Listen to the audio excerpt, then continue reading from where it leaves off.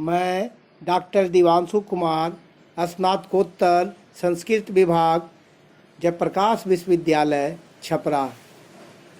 प्रस्तुत है काव्य प्रकाशकार मम्मट के प्रतिपादित लक्षणा और व्यंजना में अंतर। लक्षणा और व्यंजना में अंतर को मम्मट ने बड़ा ही सुंदर ढंग से प्रतिपादित किया है। मम्मट समन्वयवादी आचार्य माने जाते हैं। उन्होंने सभी आचार्यों के साहित्य की विभिन्न प्रकार की विधाओं के जो भिन्न भिन्न मत है उन सभी को मिलाकर एक सुंदर और समन्वित रूप से उन्होंने साहित्य की विधाओं को, साहित्य शास्त्र को प्रतिपादित किया है। प्रस्तुत है लक्षणा और व्यंजना में अंतर।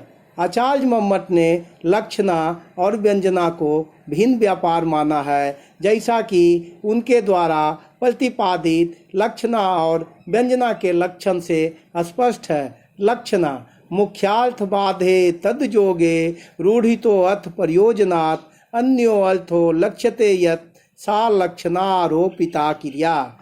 व्यंजना यस् प्रतीति मा धातुम लक्षणा समुपास्यते फले शब्दैक गम्ये अत्र व्यंजना ना पराक्रिया। यथा गंगायाम घोष में लक्षणा का प्रयोजन शैत्य पावनत्व का बोध कराना है। यह प्रयोजन रूप अर्थ न तो वाच्यार्थ है न लक्ष्यार्थ बल्कि व्यंग्यार्थ है। यहाँ लक्षणा शक्ति इसलिए नहीं है कि लक्षणा के तीनों हेतु बताए गए हैं। मुख्यार्थवाद, मुख्यार्थ से संबंध, और रूढ़ि या प्रयोजन। मुख्यार्थवाद तद योगे मुख्यार्थ से संबंध, और रूढ़ितो अर्थ प्रयोजनात् रूढ़ि या प्रयोजन। हेत्वा भावान न लक्षणा गंगायाम घोष। इस उदाहरण में यदि शैत्य पावनत्व रूप अर्थ को लक्ष्यार्थ मानकर उसे लक्षणा द्वारा सिद्ध कर दिया जाए तो यह ठीक नहीं है, क्योंकि इसके पूर्व होने वाला तट रूप अर्थ मुख्यार्थ नहीं है बल्कि वह तो लक्ष्यार्थ है। दूसरे तट रूप अर्थ को मुख्यार्थ मान भी लिया जाए और शैत्य पावनत्व रूप अर्थ को लक्ष्यार्थ माना जाए तो शैत्य पावनत्व को तट रूप मुख्यार्थ के साथ कोई संबंध नहीं, उसका संबंध तो जल प्रवाह के साथ है। तीसरे शैत्य पावनत्व को लक्ष्यार्थ मानने में यहाँ न तो कोई रूढ़ि है न प्रयोजन।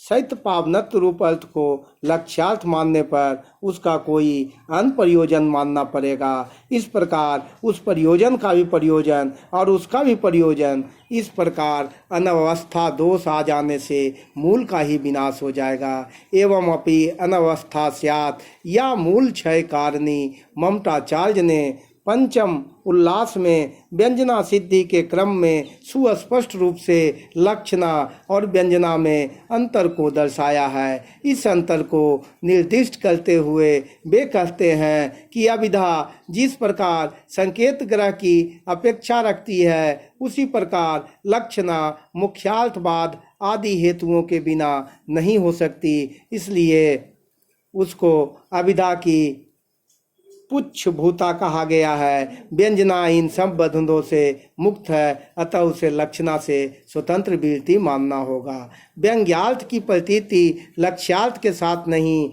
अपितु उसके बाद होती है। लक्षणा में व्यंजना के समान एक ही शब्द से अनेक अर्थों की प्रतीति हो सकती है, परंतु लक्षणा में वह सब नियत संबंध वाला अर्थ ही होता है। पर व्यंजना से जिन विभिन्न अर्थों की प्रतीति होती है वे नियत संबंध वाले, अनियत संबंध वाले तथा परम्परित संबंध वाले भी होते हैं।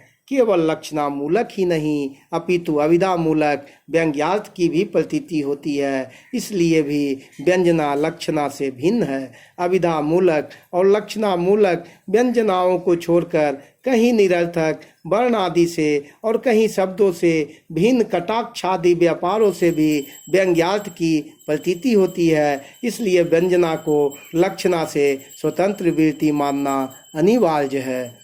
इस प्रकार उपर्युक्त युक्तियों के द्वारा यह सिद्ध होता है कि व्यंजना लक्षणा से भिन्न शक्ति है और इसे लक्षणा में अंतर्भूत नहीं किया जा सकता।